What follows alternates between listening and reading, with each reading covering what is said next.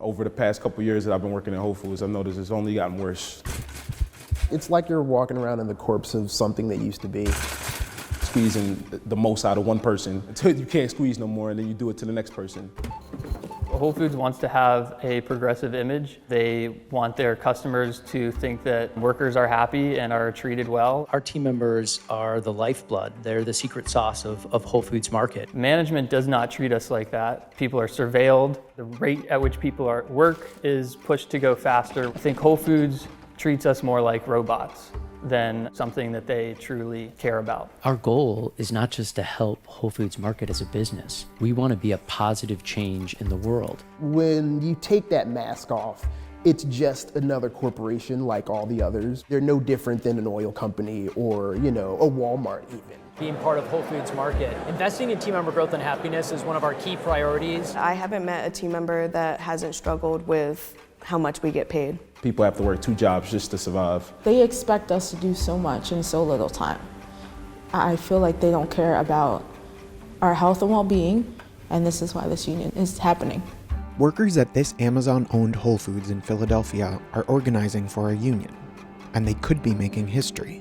We would be the only unionized Whole Foods when we win this election, but we cannot be the last, and we definitely won't be the last. Whole Foods used to be really interesting and eclectic and fun. Things have changed. Honestly, it's because of that corporatization that occurs. Amazon bought Whole Foods Market in 2017. For a price that should qualify for free shipping, $13.7 billion. Now we have this warehouse mentality, just general energy of you gotta work, you gotta do what you gotta do, and you gotta do it fast. I see it with my coworkers that do e-shopping. That surveillance is so intense that they can't breathe. I sometimes work in the e-commerce department.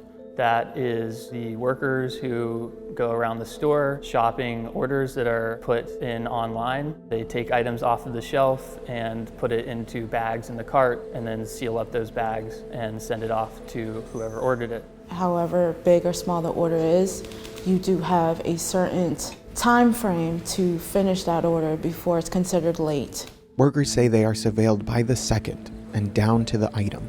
The order that we get items from the shelf is predetermined by the app that we use to look at the items that are in the order. They call that the pick path. But if a manager sees somebody going out of the pick path, that is at least grounds for a scolding. And I know coworkers who have been disciplined for picking an item that is in that order, just not in the order that is listed on the phone. Workers say Amazon-style focus on speed has made its way to Whole Foods. Jackie fulfills online orders at Whole Foods. She also works at an Amazon fulfillment center. It's like the same structure, the speed that we have to go to make sure every order is out, whether it be packages or groceries. That job is heavily surveilled and the metrics are watched closely. You just gotta keep constantly doing. If you think you can even use the bathroom, forget it. It's really awful.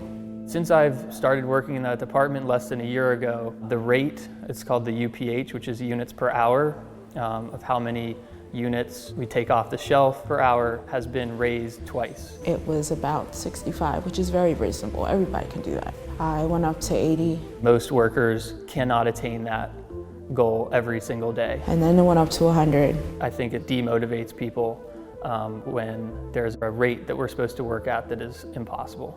I've injured myself. I've gotten hurt personally, just trying to speed at enough pace to just keep my numbers up. Jackie suffered a concussion after hitting her head on an elevator gate while fulfilling an online order. And pretty much knocked the wind out of me because the order I had was due within 45 minutes. I was rushed to get it done. Therefore, I hit my head, and my management was like, well, shop one order and see how you're feeling, and if it gets worse, then you can go home. So that, to me, that was the day where I was like, yeah, they don't give two shits. They don't care. A lot of the times it feels like unfair, and it just feels like we're just telling cashiers to go faster, go faster. Piper works as a customer service supervisor. She says cashiers are tracked too. IPM is a metric that basically tracks a cashier on how fast they're bringing out items. Ours is 14 right now, and a cashier has to scan and be in those metrics, or they have a coaching session with us. We think all the time, what is the point of this? Why are we trying to make customers go faster, make our cashiers feel more stressed out? It doesn't align with the values that they tell us that we're supposed to have. I truly believe the reason why customers keep coming back to us, it's the service, the experience, the passion for our products. Because most of our cashiers have to reach this metric of going faster, scanning things, typing in things faster, a lot of the times the interaction with the customer is just very short. I know in my experience, a lot of customers come in there just wanting to chat, or at least how are you? How's your day? You know, I think that's kind of lost with Amazon and Whole Foods right now. I've been feeling they've been taking advantage of us more and more lately. It's what you see when businesses grow to the size of monopolies. It's all about control. It's all about making as much profit in as little effort in cost as possible. Ed and Mace work in the produce department. Every single day we get a truck. You're lugging around 40, 50-pound boxes of produce. You know, you pick up a box of broccoli and nobody thinks that it's the worst thing in the world, but it's terrible when the ice in the water goes down your sleeve and hits you in your face. What I do, I sit in the cooler and I put most of the cold stuff up, and I do that about 90% of the time of my shift. It's very physically taxing to the body. Freezing cold still, even when I go home, feet wet, body wet. I've gotten sick a few times. That's the kind of work that a lot of people take for granted that keeps society going. People can't get their food, they need that food, and we do that. And then you think, you're not getting paid right for it.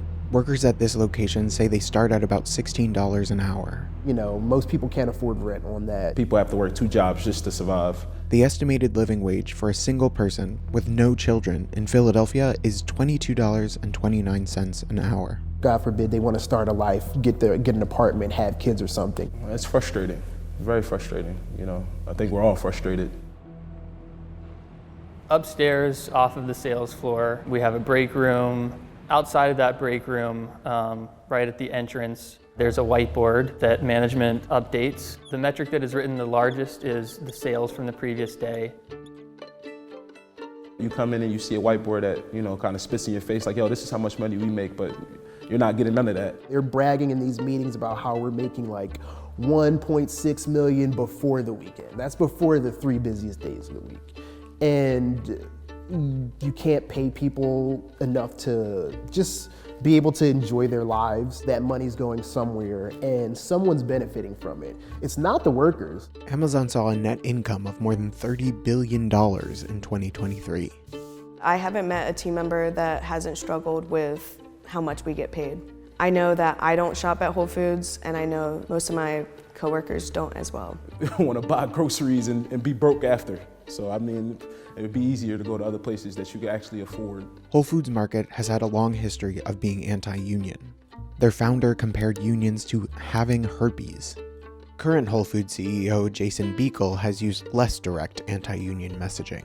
If a store wants to unionize, your response to it is what? We feel our best opportunity is having a direct connection to our team members. In a statement to More Perfect Union, a Whole Foods Market spokesperson said that the company remains committed to listening to team members and pointed to their open door policy as evidence of that. They have the open door policy because they like to talk to us one-on-one. Because when you're talking to someone one-on-one, you don't have the backing of all of your coworkers. The open door policy is a way to divide us. The 300 workers at the Center City, Philadelphia Whole Foods will vote on whether to form a union with the UFCW, the United Food and Commercial Workers. So we would be the only unionized Whole Foods when we win this election. I'm hoping it will see more of a domino effect. I hope we could be everybody's first step. Being a part of this union has made me realize it's a lot bigger than myself. You have a voice, let it be heard. I hope that people can look at our store and see that we did it and have the motivation to want to do that too. Stronger numbers, so. Thank you so much for watching our video. If you'd like to see more stories like this one, be sure to like and subscribe to the channel to get more Perfect Union in your feed.